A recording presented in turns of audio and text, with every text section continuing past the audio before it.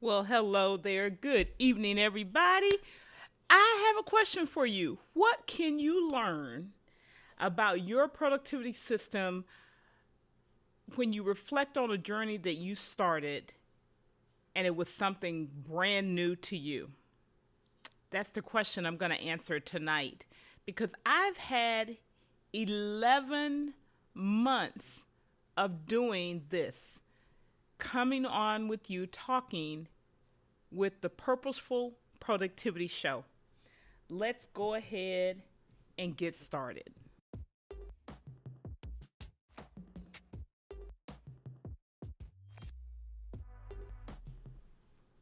So it's October, the 10th month of the year, but it's the 12th month that I've been live streaming. And so tonight it's a kickoff of this new month, and it marks the 1 year of this show being in existence. So I'm so excited. Welcome. I'm Florence Donald. I'm your host, and this is the Purposeful Productivity Show.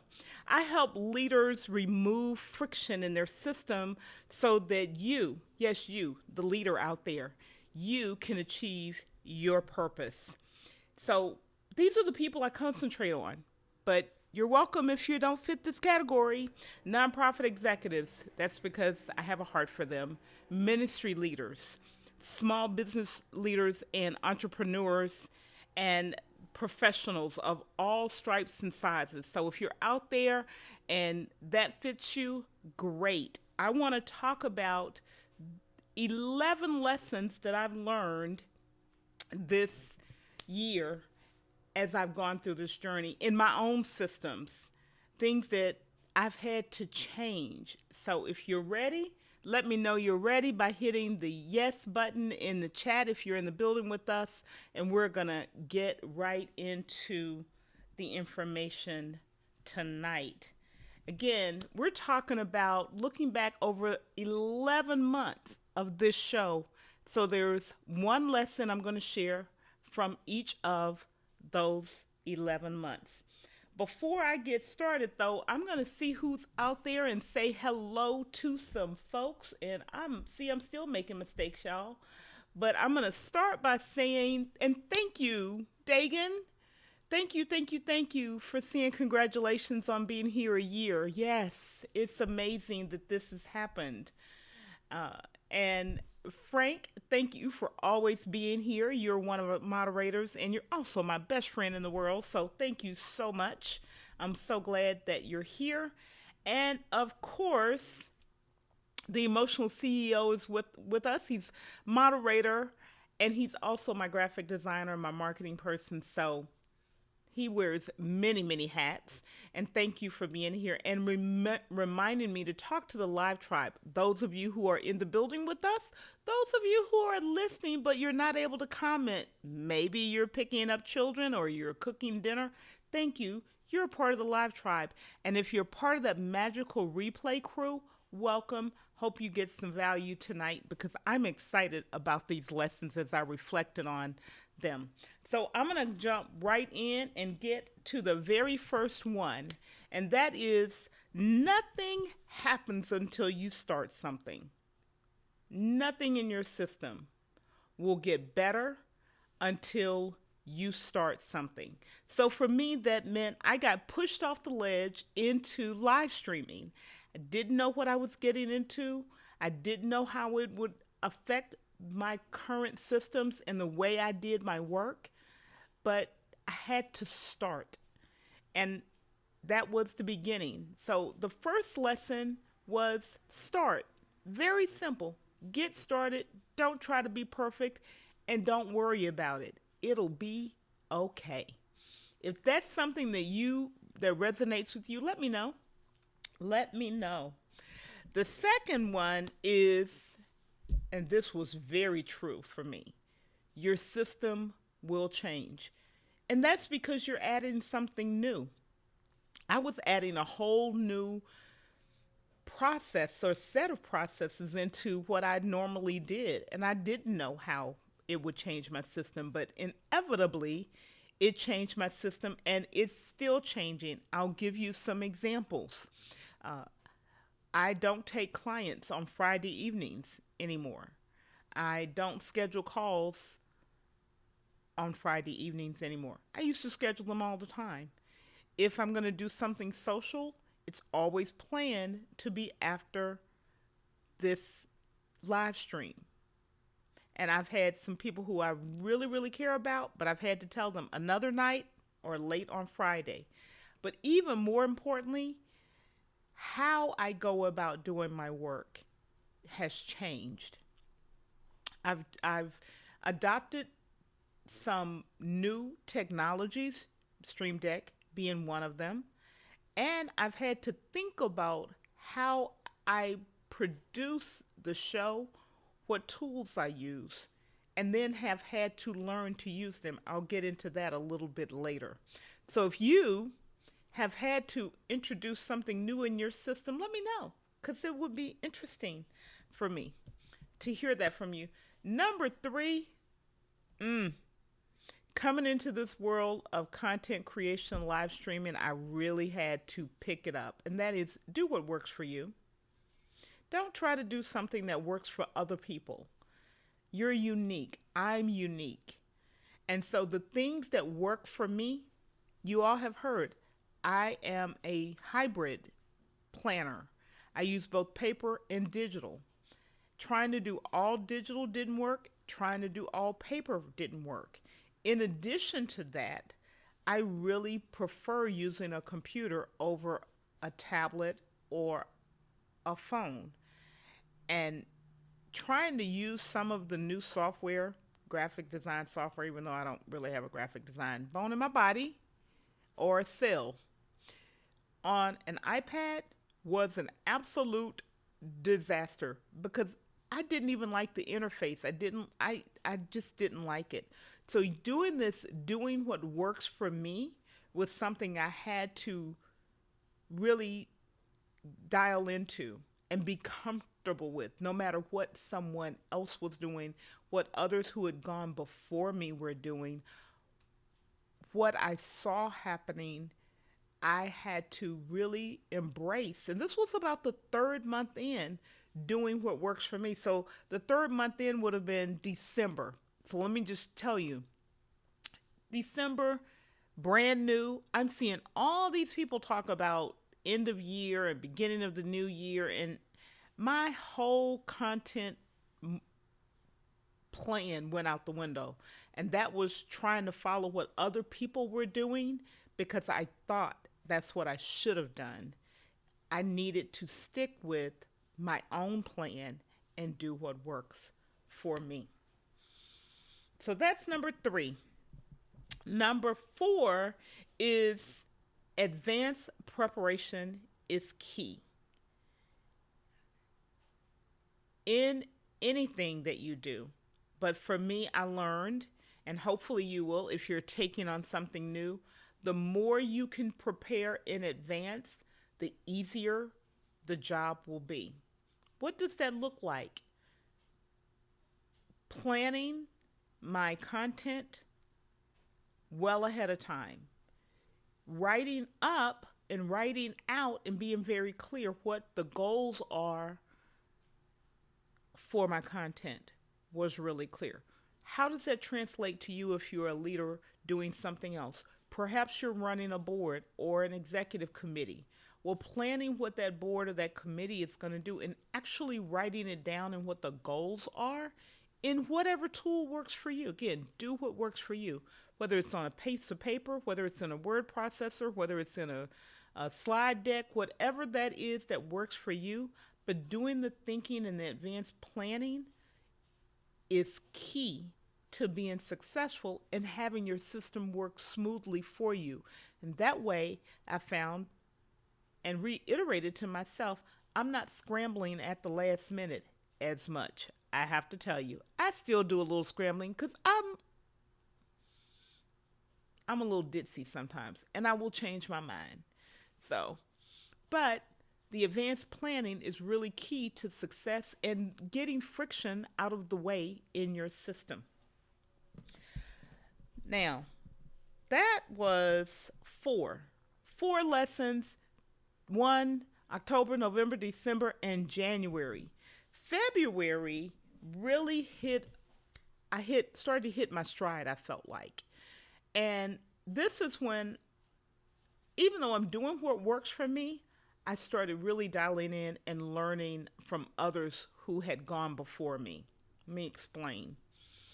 I rather than changing my system, changing the way I plan, changing my task manager, changing the way I do my calendar, I started being even more of a student on how messaging was delivered, how the content itself, what I want to share, is delivered, making sure that there's an arc to it, that it makes sense, that it flows.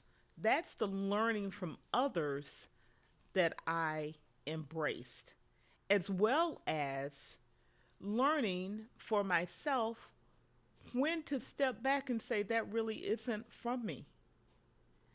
Maybe it's a creator who does something completely different and we have a great relationship, but our messages, what who we're serving, are completely different sets of people, and so coming together doesn't work in a public forum.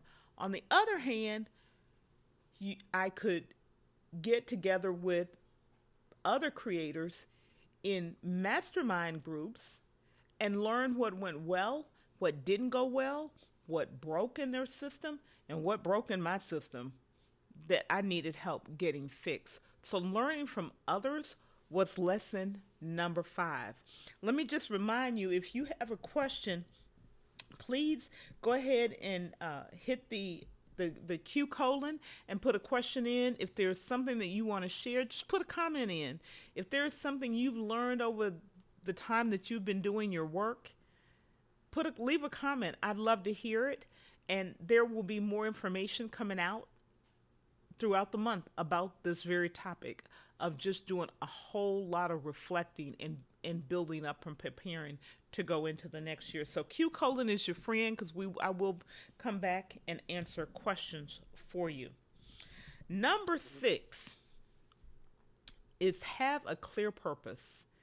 Have a clear purpose. Now, the show is called Purposeful Productivity, so you would think that I would have a clear purpose. I do have a purpose for the show, and I have a purpose for the channel. The clear purpose for me, however, gets a little bit into what I talked about learning from others, and that is being very, very clear about what I want to accomplish with the messages and the shows. Each show has a specific purpose for you, so that you walk away with something and information that's valuable, that will reduce your friction. And early on, I shared some of my friction, and I'll get back to that, doing what works, because I run into friction points too. And I want you to know what they are, how I resolve them, so that when you run into them or something similar, you have some way to think about, how do I resolve this friction that I've run into in my system, whether it's task management, note taking, graphic design, whatever the work is that you're doing, and your workflows and your processes. I want to help you. So that's a part of me getting very clear about my purpose. Having a clear purpose was one that I really leaned into and started working on more. And when I start planning the month, I start with what is the purpose for the whole month, then what is the purpose week by week. How does that help me? I'm not running ahead on week 1 thinking of trying to do something for week 15. I'm focused on week 1 and week 2. That reduces my stress. It reduces the number of places that I have to look. It reduces how much material that I'd have to produce. It reduces a lot of confusion. So that removes friction in my own system in the way that I'm working. So there you go. If you're getting value here, go ahead and hit the like button and the thumbs up button, and let me know that you're getting value. if you're getting value, and if you have not subscribed to this channel, please go ahead and subscribe. We're at 95 subscribers, almost at 100. It will be so fabulous to get to 100 subscribers in this first year. I have not chased numbers because I want to be a servant, and the numbers are not the thing that's telling me I'm being a servant. You communicating with me is telling me I'm being a servant, and whether I'm answering your questions, serving you, and giving you value or not. If you want to connect with me offline, you can go to florencedonald.live, book 15 minutes on my calendar, and we'll chat. So I'm looking forward to you connecting with me. Let's go on to number 7. Number 7, this one. It takes courage to try something new. It can be very scary. And there have been times when I have been shaking, literally, because I know the material, but I'm working in a medium that I'm not particularly familiar with. Learning to screen share was new for me. Learning to have an overhead shot was new for me. Learning to use this video production software, I'm still learning, was new to me. So it took me getting out of my own way or not being afraid to try. And if it didn't work, I learned a lesson. Even tonight, I'm trying new things. Some may work, some may not work. But the only way I'm going to know whether it works or not is to try it. So it takes courage to try something new and not get stuck in the land of familiar, the land of comfort, and never growing. Trying something new and exercising that courage muscle will help you resolve friction points because you're just getting out of your own way. So let's go on to number 8. I'm going really swiftly tonight. Number 8 is trust your own process. Trust your own process. That also means trust yourself. Early on, I talked about having a trusted system. That system has very few components to it. You've heard me talk about them. Your task manager, where do you keep all the things you have to do? Your note-taking app or apps. Your calendar or calendars. Whatever main tool you use to create material, whether it's a writing app or a presentation app or a graphics app or a video, whatever those things are that you use, you're going to develop I do step 1, step 2, step 3, step 4, whatever those steps are in an order. Once you dial them in, just trust that they will work for you and not work against you. That was a huge one for me, to just simply trust what I'm putting in place and following it and refining as I go. That's number 8. We're moving swiftly. We only got 3 more to go. Number 9 is basics are the foundation.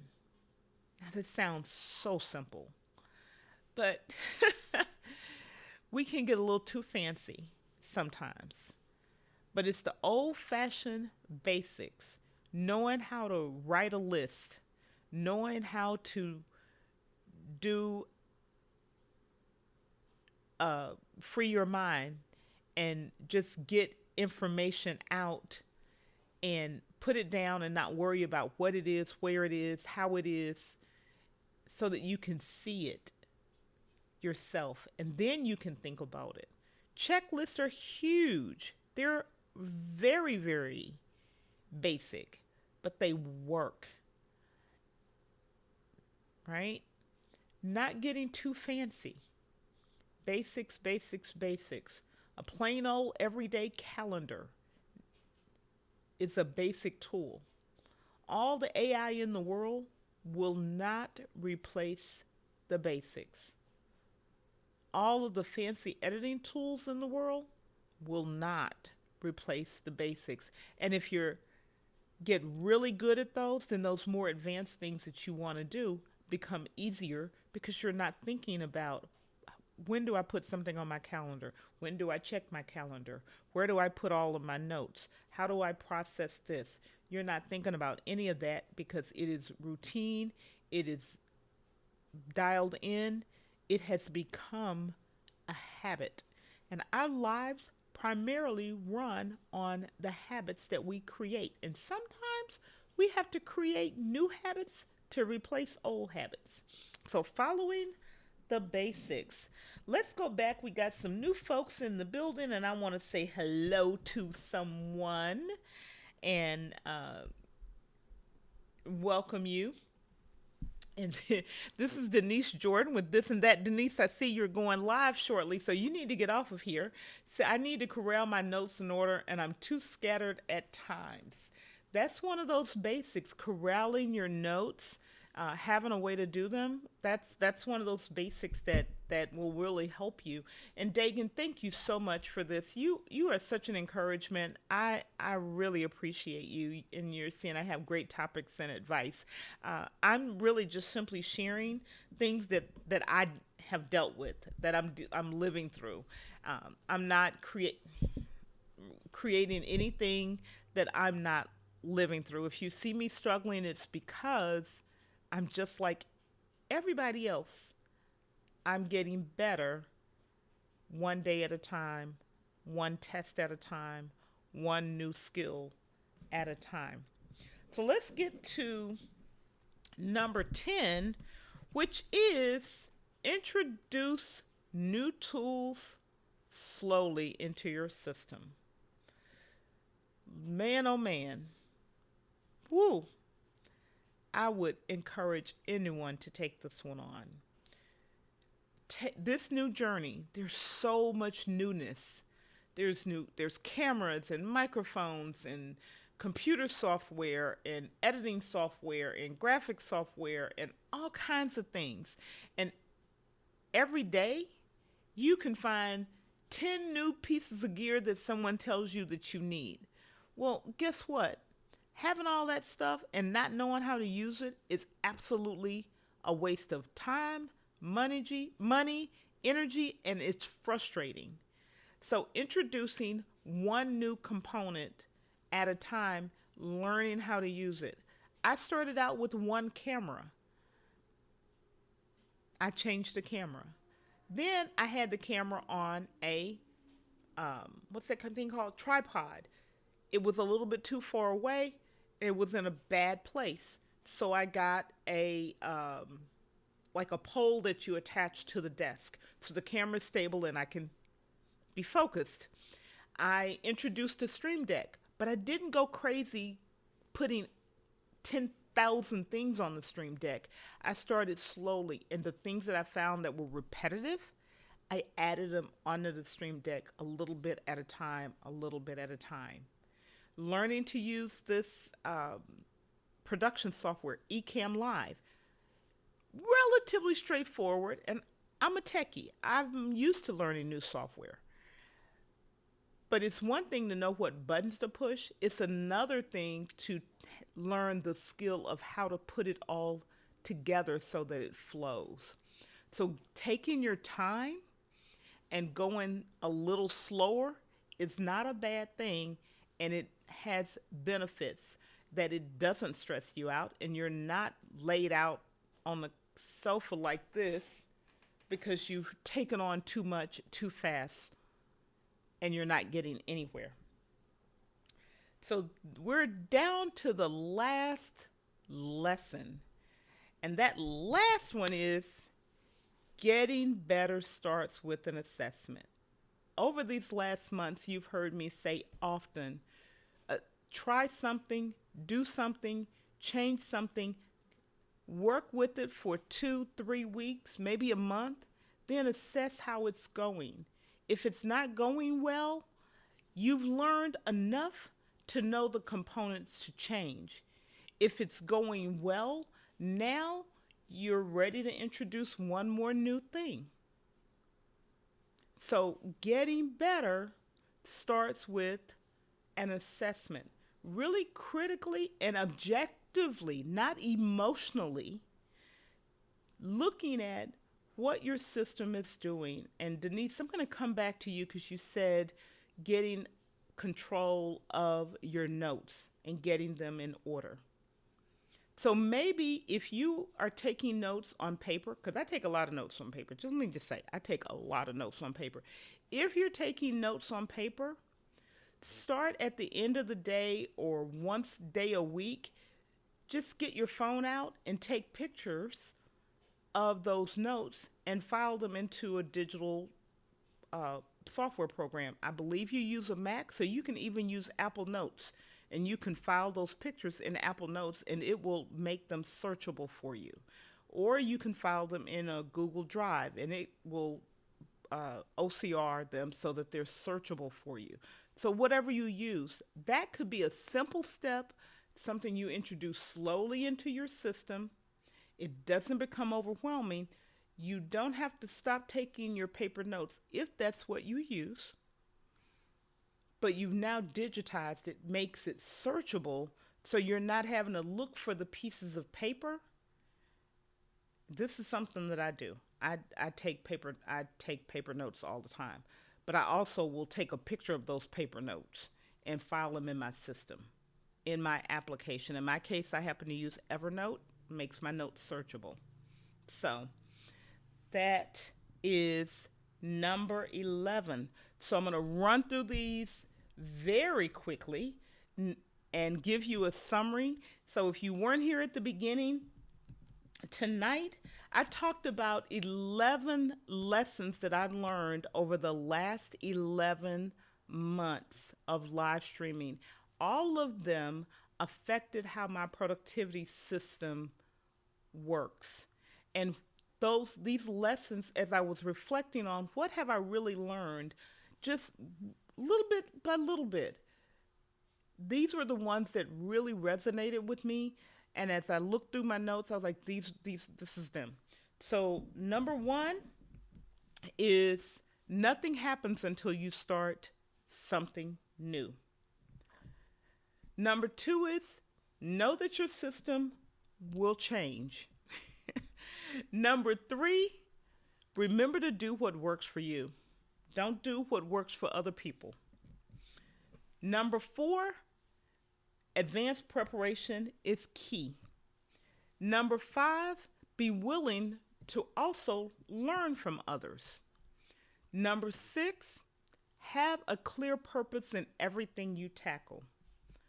Number 7, it takes courage to try something new. Number 8, trust your process. Trust yourself. You didn't get to success where you are by not knowing anything, so you know a lot. Number 9, basics are the foundation. Denise, you know this because you teach people about being really great homemakers, and it's the basics, right? Number 10, introduce new tools slowly.